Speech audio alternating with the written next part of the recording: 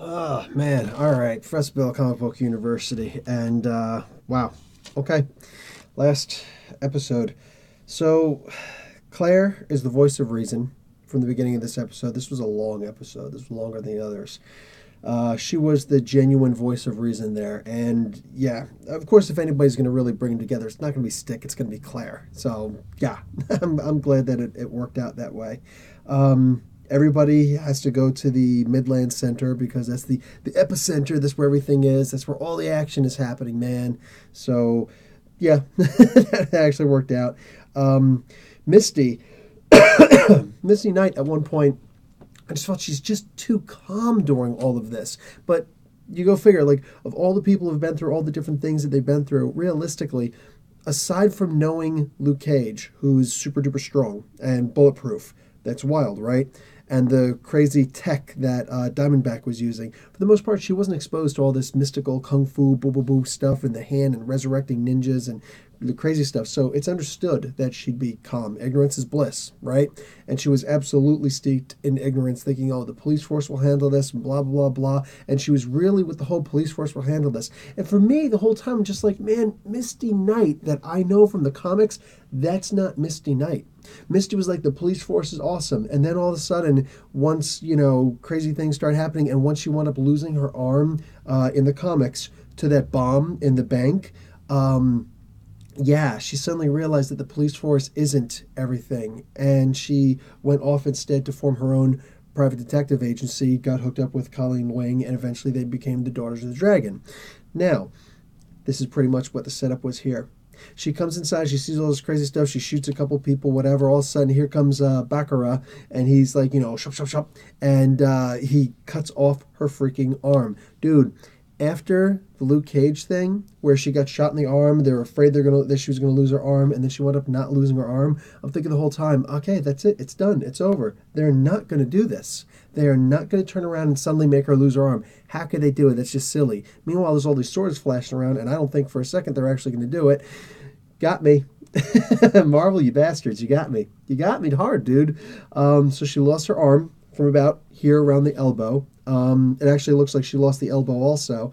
So, will suddenly something happen? Like, this is the most happy thing to me, like, that just, she lost her arm. Instead, like, people who don't know the comics very well are probably like, oh my god, no, that's her arm. And me, I jumped for joy. I was like, yes, Misty lost her arm! Because I know, I mean, she's now going to get her bionic arm. Hopefully they do make it bionic and not something like, some other thing, whatever, like, a biological replacement. No. I don't want her arm to be replaced. I want her arm to actually be bionic. All right, so all that good stuff. Cut up a little more just for the sake of conversation, because she's got it like a lot higher. You know what I'm saying? Get it all the way up to the shoulder and the whole thing replaced. And I would love it if it happened in Marvel Infinity Wars, where Tony Stark is like, oh hey, I heard good things about you. Hey, I've got an arm for you, because that's what happened in the comics. Tony Stark heard about her heroism and then made her, designed for her, a bionic arm and kept on giving her upgrades and things like that, whatever. Over here, it looks like it's going to be Rand International that does it. Rand owns the hospital that she's in. That's Danny Rand, Iron Fist. And so essentially what we're going to see is that he's going, because, I was thinking, it's so funny. When I was watching the Iron Fist series, the season 1, I saw when the first time that he walked into the lobby, before he started to really engage anybody, when he was told just wait right here, he was looking around and looking at all the things that they do, and they were dealing with tech and all sorts of things like that. And at one point, one of the things that he was looking at, I was like, if they were going to do the cyborg arm, the robotic arm, they could technically have it so that Rand Industries does it, because look at all the tech that they're into. They could totally do it. But of course, she's not going to lose the arm because she would have lost it back then. No, she lost the arm now. So clearly it's going to be Rand who does this. I'm not upset at that at all. That is freaking awesome. I'm so happy she lost the arm. I know. I'm such a psychopath. Anyway, final battle. They're saying goodbye. But metal would be better. Wait, what is this? What the heck did I write? Oh yes, for the final battle, they had that rap song. Look, I know the song. I can't think of the name right now, but I know the lyrics. I'm like sing along, saying as they're doing what they're doing. But yeah, and I know the irony of what some of the lyrics are is going to be. It exists. There is irony in me saying what I'm about to say, but as good as the song was, I think that a metal song would be a lot better. All right, sorry. I mean, like, unless you're gonna break out some Onyx, you know what I'm saying, or some old school, like heavy rap stuff. No, no. Marvel is really big on the hip hop scene. That's cool. I grew up on hip hop also. You know what I'm saying? I may have mentioned I went to Asbury High School. Just saying, but realistically, I think that a metal song for that final battle would have been a little bit more in place. You know what I'm saying? A little, yeah, just yeah, the stuff that I lost my voice to singing karaoke. I don't know exactly which song it was. It might have been Rock You Like a Hurricane. It may have been Interesting. Now, by Interesting, I mean I was already gone. It may have been that. Sweet Caroline also kind of did it in for me. I know, go figure. Neil Young, Neil Diamond, he can rock out sometimes. Okay, anyway, all that. So yeah, I think that the metal song would have been better. Yeah, what Daredevil whispered in Iron Fist's ear, and of course what he said broke my heart. He says Gore was right, and then Iron Fist actually dropped to the ground. He couldn't pick it up anymore. Anybody who gets that reference, you are awesome. And also a Thor fan. In reality, he said, protect my city, which is like, goddamn, that is freaking sad. That is freaking sad. That choked me up a little. I'm not going to lie. That choked me up a little bit. What do you call it? In fact, yes, I'm blaming my lost voice on karaoke, not on me just get finished crying like a baby. I'm joking. Seriously, I lost my voice to karaoke. Daredevil versus Elektra was awesome. It was as awesome as you'd expect it to be. Seeing these two fight, I'm sitting here looking at this like this whole Defenders, 8 issue miniseries here just became a Daredevil story, which I'm not complaining about. You know what I'm saying? It's absolutely amazing. What do you call it? At the end, when he died, he didn't walk into the door at the end. Like everybody walked in the door at the police precinct, and there's everybody, oh, hey, hey, hey. And then you see Karen Page and Foggy Nelson, and those three walk in, and Daredevil doesn't walk in. Matt Murdock doesn't walk in. And it's like, man, this series right here, they have a way, I mentioned this earlier with Elektra and her memories thing, they have a way of speaking to the audience without using any words. And that, go ahead guys, name me as many TV series that have done that, okay? I mean, seriously, like on this level. Maybe this is just me, possibly, but that look of loss, like they genuinely lost stuff on there, man, that was good. That was good when they're just looking at the door, the empty, like just, it's a door that nobody else is passing through, not the person they want. And then they lose it right there. God damn, that was good. Damn, that was good. What do you call it? Seeing the Daughters of the Dragon together in the Rand Industries. This is actually where I was supposed to talk about all the Misty Knight stuff. But anyway, that was really cool seeing those. Like, it's Colleen Wing who was waiting. They didn't show as much a bond as I'd like for them to have shown. They didn't show the whole warrior spirit in Misty that we've seen in Luke Cage and we know she's got, but Colleen didn't really get to see it, and that kind of kills me a little bit. I was really hoping Misty would have been a lot more involved, not just on the police detective observing side. She didn't even do the whole thing where she's staring at the wall and like she's seeing everything playing out. Like they just didn't do enough with Misty, you know what I'm saying? And that kind of bugs me a bit. They did do a little bit more with Jessica Jones and Luke Cage, though, at the end. It's almost like, yeah, I'm with Claire, and Rosario Dawson's hot and all that stuff, but, technically in the comics, it's supposed to be you and me that gets together, and we're supposed to have this little kid who I name in honor of my best friend, Danny Rand, so Danny Cage, this little girl who eventually grows up to be the new Captain America of the future. Yeah, I know, I'm too much into the comics, right? Deal with it. So that's cool. They did leave it open that these two do still have something, because she was called the side chick. You know what I'm saying? The recovery chick, or not the side chick.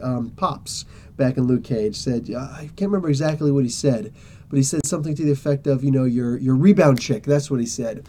He called her the rebound chick. Yeah, now it looks like she was a little bit more than that. And that's cool, man. I don't know if a lot of people have been complaining about the way that the comics, the difference between the comics and the series. I hope that's not why they're doing that. Just the idea they're leaving it open that maybe, all right, good stuff could happen. I don't know. Man, it's 11:23 in the a.m. There's going to be a Nerdicky podcast pretty soon. Nerdicus Dave is actually away in Gen Con, so there would have normally been me playing in the Open Legend game, but whatever. That stinks. Anyway, I estimate I'd be done at around this time, so good. Anyway, yeah, the Daughters of Dragon thing. After that, just the idea that Matt Murdock is still alive. I did like seeing, because I thought that was going to be Matt Murdock on top of the the city looking out, and it's like, oh, he's alive, he got out, but he needs everybody to think he's dead, because they said there's going to be season 3. So I mean, come on. You know what I'm saying? When you leak stuff like that, you don't turn around and try and convince me that Daredevil's freaking dead. Come on. So there's, but granted, and it's actually really cool. This, I actually just now thought of this really quick. I had a brief blurb of it before. Iron Fist did actually take over as the defender of Hell's Kitchen while, this was actually during the Marvel Superheroes Civil War in the comics, way back in 2008, 2009, something to that effect. 2008, I think it was. So having him on top of the city looking out in his Iron Fist glow, so you see it's actually him and not Daredevil, that was really cool. That was a great nod to the comics that he became the defender of Hell's Kitchen also. There was one other person who became the defender of Hell's Kitchen in his place, and that was, brownie points for whoever gets it, whatever, it was Black Panther. It was very cool how he did it too. He had no powers, took down Luke Cage. I'm just saying. So, yes, very cool stuff. This was great nods.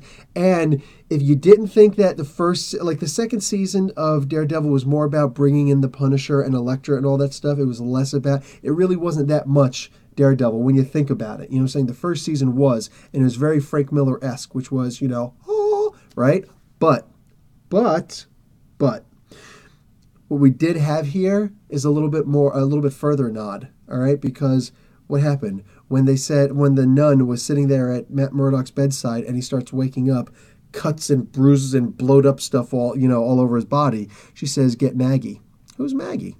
You guys know. Some of you guys know. A lot of you guys out there know. That's his mom. Matt Murdock has a mom? Yeah, Matt Murdock's mom abandoned him and became a nun because she didn't like who she was with, battling Jack Murdock and all that stuff. And just she had a lot of things she had to deal with. So she went off and she became a nun. Very close by in that particular chapel so that she could keep a fairly close eye on Matt as he was growing up. So he wakes up from being hurt, this is still in the comics, and realizes this is his mom. They did pay a little bit of a nod to it back in the original Daredevil movie that Fox had made, which is why I can't complain about that movie. They did so many nods in that movie. That's right, that's the Ben Affleck Daredevil. They did a lot of nods in that movie that if you're a really deep Daredevil fan, you would know all of these, and the movie it wasn't that damn bad. People want to curse that movie, man. It wasn't that bad, especially the director's cut. It was a really good movie. You know what I'm saying? As good as the series? No. But really damn good and totally worth my time. Elektra sucked. But, yeah. Anyway, I'm talking the movie. Anyway, so, yeah, they did a lot in this series. And to see there. Also, if you guys stick around till the very end, don't ever leave until the very end, right? There's the Punisher trailer at the very end. I'm not complaining. He's just... boom, with the sledgehammer. And what is he building with the sledgehammer?